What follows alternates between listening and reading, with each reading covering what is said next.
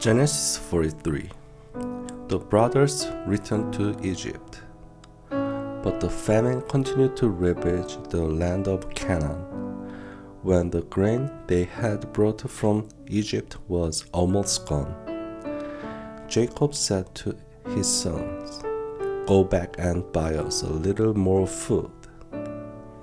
But Judah said, "The man was serious when he warned us. You won't see my face again unless your brother is with you. If you send Benjamin with us, we will go down and buy more food.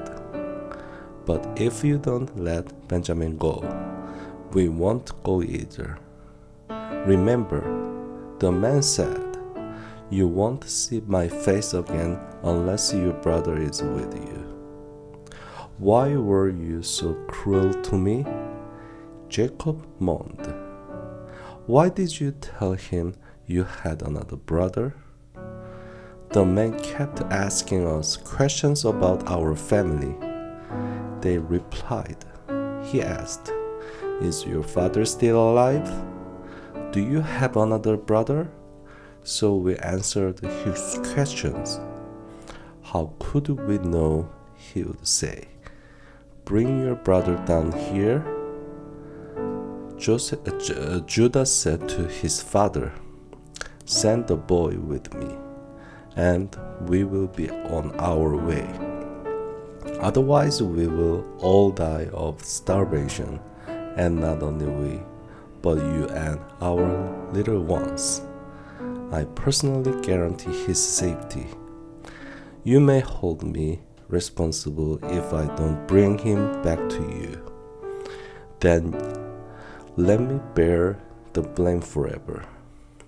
If we hadn't wasted all this time, we could have gone and returned twice by now." So their father Jacob finally said to them, "If it can't be avoided, then at least do this.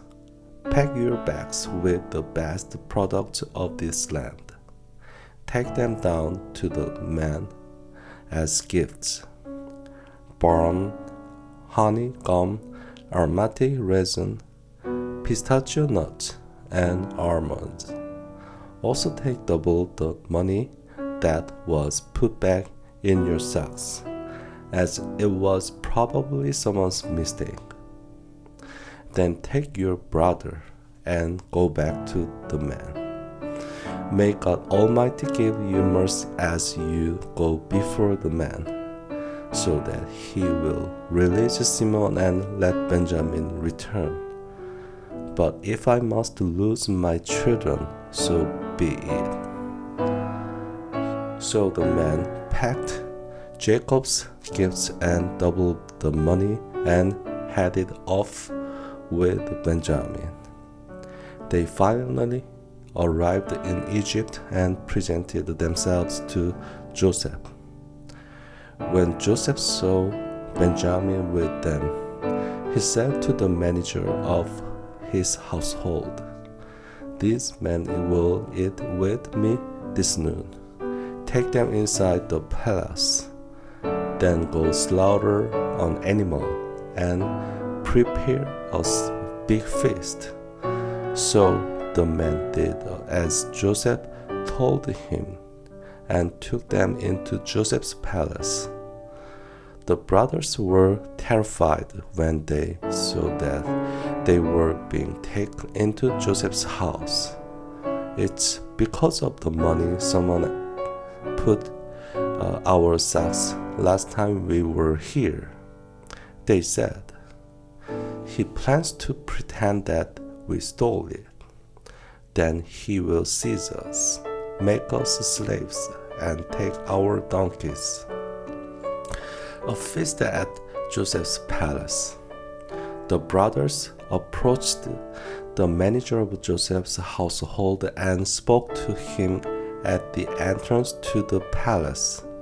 "Sir," they said, "we came to Egypt once before to buy food. But as we were returning home, we stopped for the night and opened our sacks. Then we discovered that each man's money, the exact amount paid, was in the top of his sack. Here it is. We have brought it back with us. We also have additional money to buy more food. We have no idea who put our money in our sacks. Relax. Don't be afraid. The household manager told them. Your God, the God of your father, must have put this treasure into your sacks. I know I received your payment. Then he released Simon and brought him out to them. The manager then led the men into Joseph's palace. He gave them water to wash their feet and provided food for their donkeys. They were told they would be eating there, so they prepared their gifts for Joseph's arrival at noon. When Joseph came home, they gave him the gifts they had brought him. They bowed low to the ground before him. After greeting them, he asked, "How is your father, the old man you spoke about? Is he still alive?" "Yes," they replied. "Our father, your servant, is alive and well." And they both low again. Then Joseph looked at his brother Benjamin, the son of his own mother. "Is this your youngest brother, the one you told me about?" Joseph asked. "May God be gracious to you, my son." Then Joseph hurried from the room because he was overcome with emotion for his brother. He went into his private room, where he broke down and wept. After washing his face, he came back out, keeping himself under control. Then he ordered, "Bring out the food." The waiters served Joseph at his own table, and his brothers were served at a separate table.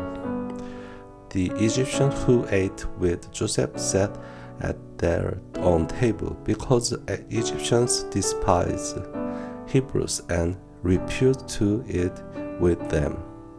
Joseph told each of his brothers where to sit, and to their amazement, he seated them according to age, from oldest to youngest.